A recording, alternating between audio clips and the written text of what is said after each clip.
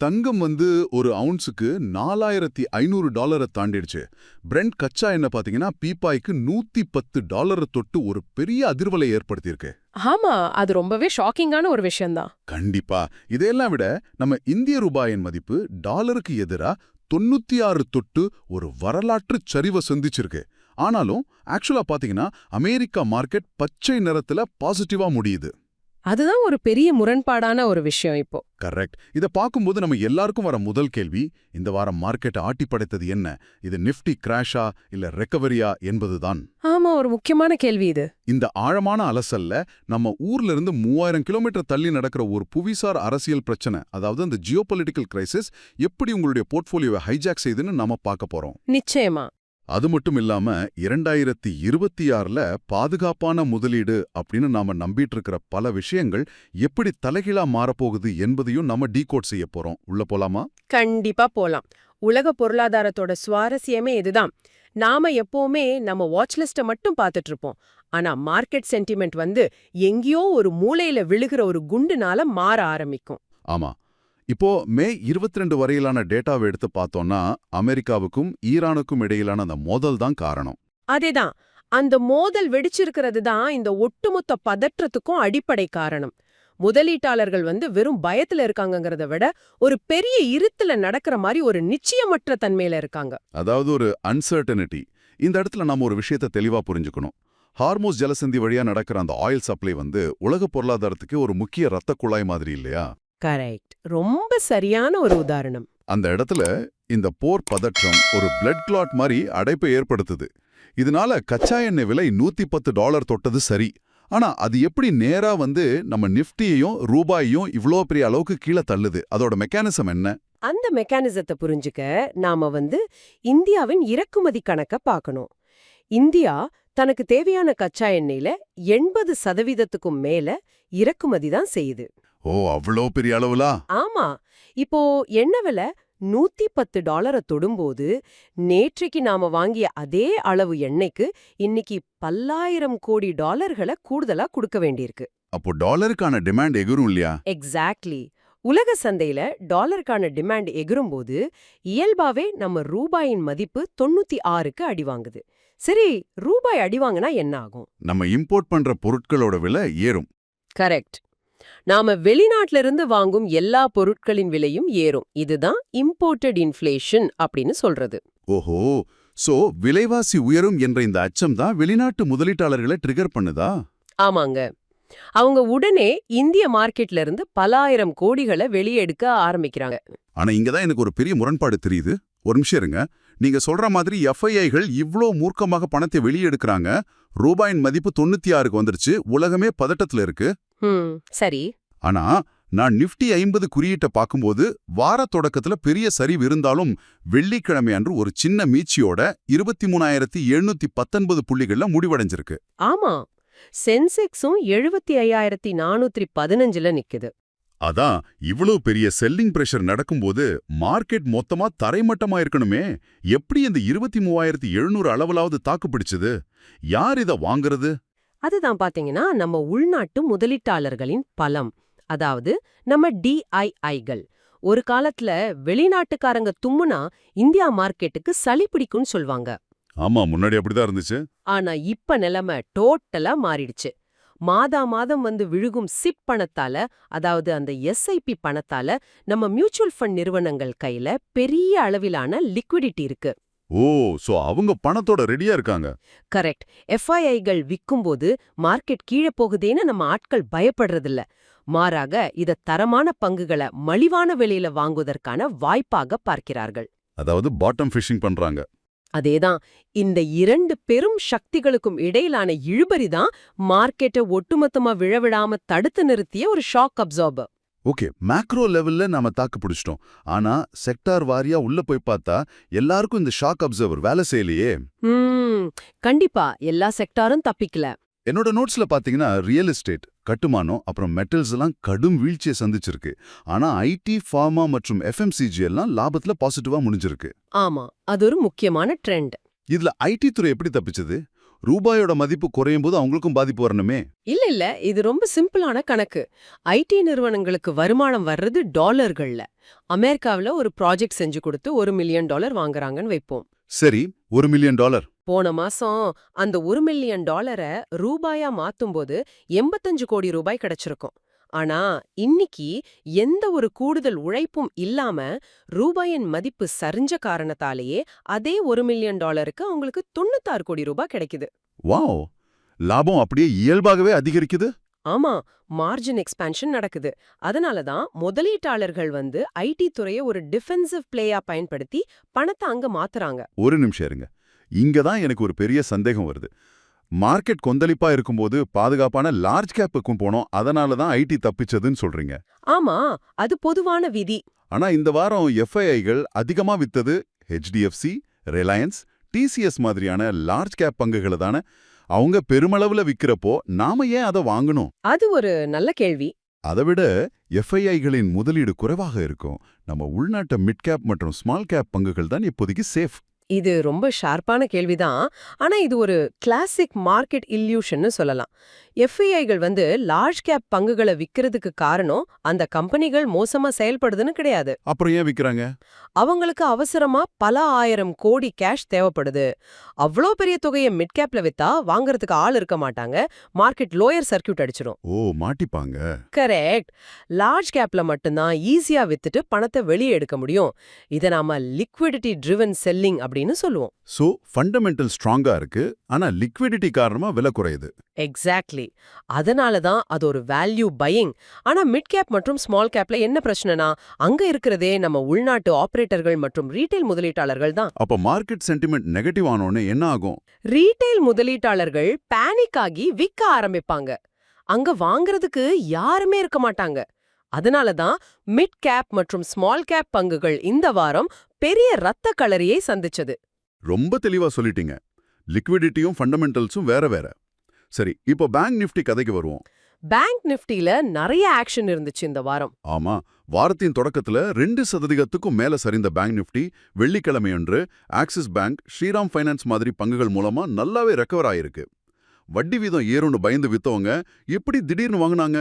இங்கதான் சென்ட்ரல் பேங்குகளோட ஒரு பெரிய தர்ம சங்கடத்தை நாம பார்க்கணும்.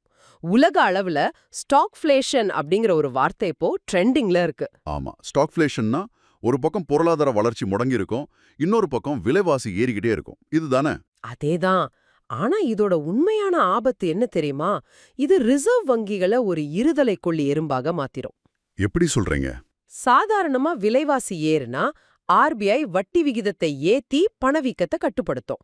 பொருளாதாரம் மந்தமா இருந்தா வட்டியை குறைச்சி முதலீடுகளை ஊக்குவிக்கும். ஆனா ஸ்டாக்ஃப்ளேஷன்ல ரெண்டுமே ஒரே நேரத்துல நடக்குமே. ஓ, இக்கட்டான சூழ்நிலை.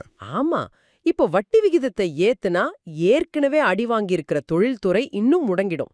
வட்டியை குறைச்சா கச்சா எண்ணெய் விலையால ஏறி இருக்கிற பணவீக்கம் இன்னும் பூதாகாரமா வெடிக்கும். அப்போ ஆர்பிஐ என்னதான் பண்ணும்? அதனால ஆர்பிஐ இப்போதைக்கு வட்டி விகிதத்தை மாத்தாம அப்படியே வச்சிருக்கோம். அதாவது ஸ்டேட்டஸ் கோ மெயின்டைன் பண்ணும் அப்படிங்கிற எதிர்பார்ப்பு மார்க்கெட்டுக்கு வந்துடுச்சு. ஓஹோ, அதனாலதான் ஒரு பெரிய வட்டி உயர்வு இருக்கும்னு நினைச்சு ஷார்ட் பண்ணிருந்தவங்க எல்லாரும் எதிர்பார்ப்பு மாறின உடனே ஷார்ட் கவரிங் பண்ண ஆரம்பிச்சாங்களா?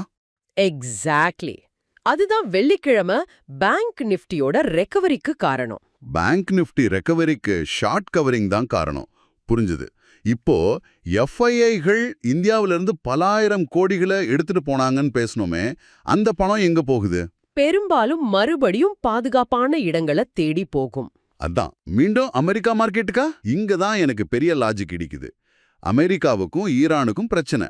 போர் பதற்றத்தோட மையப்புள்ளியே அமெரிக்கா தான். அதுல சந்தேகமே இல்ல. ஆனா டவ் ஜோன்ஸ் 50,580, S&P 7,473, நாஸ்டாக் 26,344ன்னு எல்லாமே பாசிட்டிவா முடியுது. அது எப்படி? இது ஒரு முக்கியமான கேள்வி. தங்களை அழிக்கக்கூடிய ஒரு போரை நோக்கி அவங்க மார்க்கெட் ஏறுதா? இது பார்க்க முரண்பாடா தெரியும். ஆனா மார்க்கெட் எப்படி இயங்குதுங்கிறதோட உச்சக்கட்ட யதார்த்தம் இதுதான். அமெரிக்க மார்க்கெட் பாசிட்டிவா இருக்கிறதுக்கு 2 முக்கிய காரணங்கள் இருக்கு. என்னென்ன காரணங்கள்? ஒன்னு, மனிதர்களை தாண்டி அங்க 80% மேல ட்ரேடிங் நடக்கிறது கம்ப்யூட்டர் அல்கோரிதம்கள் மூலமா தான். அதாவது அல்கோ ட்ரேடிங். அந்த மிஷின்ஸ். ஆமா, இந்த அல்கோஸ் எல்லாமே முந்தைய டேட்டாவை வச்சு ஃபீட் பண்ணப்பட்டவை. 2022ல ரஷ்யா யுக்ரைன் போர் வந்தப்போ மார்க்கெட் கிராஷ் ஆகி அடுத்த சில மாசங்கள்ல விஸ்வரூபமா ரெக்கவர் ஆச்சு. ஓ, அத இந்த அல்கோஸ் ஞாபகம் வச்சிருக்குமா? கண்டிப்பா. இத ஞாபகம் வச்சுக்கிட்டு அல்கோஸ் இப்போ ஒரு ஜியோபொலிட்டிக்கல் ஷாக் வரும்போதெல்லாம் அது நிரந்தரம் இல்லைன்னு நினைச்சு தானாவே பயோன் டிப்ஸ் பண்ண ஆரம்பிச்சிடுது. அப்படியா? மிஷின்ஸ் ஆட்டோமேட்டிக்கா வாங்குது. அப்போ மனிதர்களோட சென்டிமெண்ட் அங்க இல்லையா? இருக்கு. மனிதர்களோட சென்டிமெண்ட்டை காப்பாத்துனது கார்ப்பரேட் நிறுவனங்களோட Q4 ரிசல்ட்ஸ். அமெரிக்க நிறுவனங்கள் எதிர்பார்த்ததை விட நல்ல லாபத்தை காட்டியிருக்காங்க. அது ஒரு பாசிட்டிவ் நியூஸ். ஆமா, அது மட்டும் இல்லாம கேமராவுக்கு முன்னாடி நாடுகள் சண்டை போட்டுக்கிட்டாலும் பேக் சேனல் மூலமா போர் நிறுத்த பேச்சுவார்த்தைகள் நடந்துகிட்டு இருக்கு அப்படிங்கிற ரகசிய செய்திகள் வால் ஸ்ட்ரீட்டுக்கு ஒரு நம்பிக்கையை கொடுத்திருக்கு. ஓகே, ஒரு பக்கம் மிஷின்ஸ் நம்பிக்கையா ஈக்விட்டி மார்க்கெட்டை வாங்குது. ஆனா மனுஷங்க பயத்துல இருக்காங்கங்கிறதுக்கு தெளிவான உதாரணம் தான் தங்கம். $4500. தங்கம் ஒரு பெரிய ஹெட்ஜ் இப்போ. இவ்வளவு விலை கொடுத்து ஏன் தங்கம் வாங்குறாங்க? அதுவும் முதலீட்டாளர்களுக்கு தெரியும் வட்டி விகிதங்கள் குறையாத வரைக்கும் தங்கம் எந்த டிவிடெண்டும் கொடுக்காதுன்னு. அப்புறம் ஏன் இந்த அளவுக்கு ஒரு சேஃப் ஹெவன் ரஷ்? நீங்க சொல்றது சரிதான். முதலீட்டாளர்கள் பயத்துல வாங்குறாங்க. ஆனா தங்கம் $4500 தொடுறதுக்கு ரீட்டெயில் முதலீட்டாளர்களோட பயம் மட்டும் காரணம் கிடையாது. வேற என்ன பெரிய காரணம் இருக்கு? இதுக்கு பின்னால சென்ட்ரல் பேங்குகளின் ஒரு பெரிய கேம் பிளான் இருக்கு. இத டி-டாலரைசேஷன் அப்படின்னு சொல்வாங்க. டி-டாலரைசேஷனா? டாலரை விட்டு விலகுறதா? கரெக்ட். ரஷ்யா மேல அமெரிக்கா பொருளாதார தடைகள் விதிச்சத உலக நாடுகள் எல்லாமே கவனிச்சுட்டு வராங்க. நாளைக்கு அமெரிக்கா நம்மளோட டாலர் ரிசர்வ்ஸையும் முடக்கிடுவாங்களோ அப்படிங்கிற பயம் சீனா, இந்தியா உட்பட பல வளரும் நாடுகளோட ரிசர்வ் வங்கிகளுக்கு இருக்கு. ஓ, அப்ப சென்ட்ரல் பேங்குக்கே பயம் வந்துருச்சா? ஆமாங்க. அதனால டாலரை நம்பி இருப்பதை விட தங்கத்தை வாங்கி குவிப்பதுதான் நாட்டை பாதுகாக்கும்னு நினைச்சு டன்னா தங்கத்தை வாங்குறாங்க. சென்ட்ரல் பேங்குகளே மார்க்கெட்ல இறங்கி வாங்கும்போது தங்கம் விலை $4500 தாண்டறதுல ஆச்சரியமே இல்ல. இப்போ விஷயங்கள் ரொம்ப தெளிவா புரியுது. போர் பதற்றம், ஹார்முஸ் ஜலசந்தி பிளாக்கேஜ், கச்சா எண்ணெய் $110, ரூபாயின் வீழ்ச்சி, stagflation trap, algo trading, central பேங்குகளின் டி-டாலரைசேஷன். ஆமா, இது எல்லாமே ஒன்னோட ஒன்னு லிங்க் ஆகியிருக்கு. சரி, இப்போ பிராக்டிக்கலா பேசுவோம். இத கேட்டுக்கிட்டு இருக்கிற நீங்க உங்களை எப்படி தயார்படுத்திக்கணும்?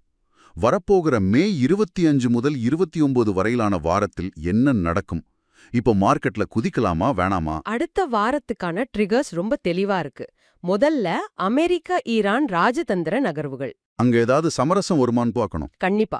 அங்க ஒரு சின்ன போர் நிறுத்த சமிக்கையம் வந்தாலும் கச்சா எண்ணெய் விலை சடசடன்னு குறையும். அது நம்ம மார்க்கெட்டுக்கு ஒரு பெரிய ரிலீஃப் ரேலி கொடுக்கும். அது ஒரு பெரிய பாசிட்டிவா அமையும்.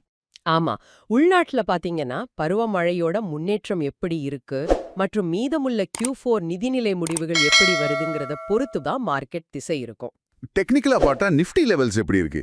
டெக்னிக்கலா பார்த்தால் நிஃப்டிக்கான ரெசிஸ்டன்ஸ், அதாவது தடை நிலை 23,800 முதல் 23,900 புள்ளிகளாக இருக்கும். ஏன் குறிப்பிட்டு அந்த 23,800 லெவல் ரெசிஸ்டன்ஸ்னு சொல்றீங்க? ஏன்னா அங்கதான் பெரிய நிறுவன முதலீட்டாளர்கள் தங்களோட ப்ராஃபிட் புக்கிங் பண்ண காத்துக்கிட்டு இருப்பாங்க. மார்க்கெட் அந்த இடத்துக்கு போனதும் மறுபடியும் விற்பனை அழுத்தம் வரலாம். ஓ, சோ அங்க ஒரு பிரஷர் இருக்கும். ஆமா, அந்த 23,900 தாண்டி வலுவாக நிலை பெற்றால் மட்டுமே மார்க்கெட்ல உண்மையான மொமெண்டம் வரும். அதே போல கீழே இறங்கினால் சப்போர்ட் லெவல் 23,300 முதல் 23,400 வரை இருக்கும். அந்த சப்போர்ட் லெவல்ல என்ன நடக்கும்? அங்க போனது நம்ம டிஐஐகள் மறுபடியும் பாட்டம் ஃபிஷிங் செய்ய ஆரம்பிப்பாங்க. மார்க்கெட்டை மேல தூக்கிடுவாங்க. அப்போ ஒரு நடுத்தர முதலீட்டாளரா நான் என்ன ஸ்ட்ராட்டஜி கையாளணும்? நீங்க முன்னாடியே சொன்ன மாதிரி குவாலிட்டி லார்ஜ் கேப்ஸ் இப்போ மலிவா கிடைக்குதுங்கிறதுக்காக மொத்த பணத்தையும் போட்டுடலாமா? இல்ல, கண்டிப்பா கூடாது. இது ஒட்டுமொத்தமா பணத்தை இறக்குற நேரம் இல்ல. அதாவது நோ லம்சம். அப்போ எப்படி இன்வெஸ்ட் பண்றது? மார்க்கெட் இப்போ ஒரு எச்சரிக்கையான நம்பிக்கையோட ஒரு காஷியஸ்லி பாசிட்டிவ் மூட்ல இருக்கு. அதனால உங்களோட முதலீத்தை பிரிச்சு டிப்ஸ்ல வாங்குறது தான் புத்திசாலித்தனம். ஸ்டாகர்ட் பையிங் பண்ணணும்னு சொல்றீங்க. எந்தெந்த துறைகள்ல கவனம் செலுத்தலாம்? ஐடி மற்றும் ஃபார்மா மாதிரியான பாதுகாப்பான துறைகள்ல கவனம் செலுத்துங்க. எந்த காரணம் கொண்டும் ஹை பீட்டா பங்குகள்ல இப்போதைக்கு ரிஸ்க் எடுக்க வேண்டாம். ஹை பீட்டானா மார்க்கெட் விழும்போது 2 மடங்கு வேகமா விழக்கூடிய பங்குகள் இல்லையா? அதேதான். அதுல ரொம்ப உஷாரா இருக்கணும். கடைசியா உங்க போர்ட்ஃபோலியோவை பேலன்ஸ் செய்ய கொஞ்சம் தங்கத்தை ஒரு ஹெட்ஜா வச்சுக்கிறது எப்போதுமே உங்களுக்கு ஒரு இன்சூரன்ஸ் மாதிரி செயல்படும். வாவ்! இந்த ஆழமான அலசல்ல நிறைய விஷயங்களை உடைச்சு பார்த்துட்டோம். கண்டிப்பா நிறைய இன்சைட்ஸ் கிடைச்சிருக்கும்னு நம்புறேன். ஆமா. முக்கியமா உலகளாவிய மேக்ரோ பொருளாதார புயல் இவ்வளவு கடுமையா வீசினாலும் இந்திய சந்தை தன்னுடைய வலிமையை ஓரளவுக்கு நிரூபித்துள்ளது என்பதுதான் நிதர்சனம். அது 100க்கு 100 உண்மை. வெளிநாட்டு பணம் வெளியேறினாலும் நம்ம உள்நாட்டு எஸ்ஐபி பணம் மார்க்கெட்டை ஒரு பெரிய கிராஷ்ல இருந்து காப்பாத்தியிருக்கு. நீண்டகால அடிப்படையில இந்தியாவின் வளர்ச்சி உறுதியாக இருந்தாலும் இந்த ஷார்ட் டேர்ம் ஏற்ற இறக்கங்களுக்கு பின்னாடி இருக்கிற மெக்கானிசத்தை நாம புரிஞ்சுக்க வேண்டியது ரொம்ப அவசியம். கரெக்ட். இதையெல்லாம் தாண்டி இறுதியா ஒரு விஷயம் என்ன ரொம்ப ஆழமா சிந்திக்க வைக்குது. சென்ட்ரல் பேங்குகளே டாலரை விட்டுட்டு தங்கத்தை நோக்கி ஓடுறாங்க. தங்கம் $4500 தாண்டி பறக்குது. வட்டி விகிதங்கள் ஒரு ஸ்டாக்ஃப்ளேஷன் ட்ராப்ல மாட்டிக்கிச்சு என்றால் 2026ல பாதுகாப்பான முதலீடு என்பதன் உண்மையான அர்த்தத்தையே நாம புதிதாக சிந்திக்க வேண்டிய கட்டாயத்துல இருக்கிறோமா? ரொம்ப ஆழமான கேள்வி இது. ஆமா. இதுவரைக்கும் நாம எதெல்லாம் பாதுகாப்பானதுன்னு கண்ணை மூடிக்கிட்டு நம்புனமோ அதோட அடிப்படைகளை இப்ப மாறிக்கிட்டு இருக்கா? இத பற்றி கொஞ்சம் ஆழமாகவே யோசித்து பாருங்கள். மீண்டும் அடுத்த அலசலில் சந்திப்போம். இந்த வீடியோ உங்களுக்கு பிடிச்சிருந்தா சேனலை சப்ஸ்கிரைப் பண்ணி சப்போர்ட் பண்ணுங்க. நண்பர்களே, நீங்க கொடுக்கிற ஒரு சப்ஸ்கிரைப் தான் இன்னும் நல்ல நல்ல கண்டென்ட் கொண்டு வர மோட்டிவேஷனாக இருக்கும். நிஜமாவே ஒவ்வொரு வீடியோக்கும் பின்னாடி நிறைய நேரம், எஃபர்ட், எடிட்டிங், ரிசர்ச் எல்லாமே இருக்கும். அதுக்கெல்லாம் நீங்க கொடுக்கிற சப்போர்ட் தான் பிக்கஸ்ட் ஸ்ட்ரென்த். இந்த மாதிரி இன்னும் இன்ட்ரெஸ்டிங்கான videos, real updates, entertaining content எல்லாத்தையும் தொடர்ந்து பார்க்கணும்னா இப்பவே சப்ஸ்கிரைப் பட்டனை கிளிக் பண்ணி நம்ம சேனல் ஃபேமிலியில ஜாயின் ஆயிடுங்க. லைக், ஷேர் பண்ணி உங்க ஃப்ரெண்ட்ஸுக்கும் ஷேர் பண்ணுங்க. உங்க சப்போர்ட் இருந்தா இன்னும் நெக்ஸ்ட் லெவல் கண்டென்ட் கொண்டு வரும். தொடர்ந்து சப்போர்ட் பண்ணுங்க நண்பர்களே. அடுத்த வீடியோல மீண்டும் சந்திப்போம்.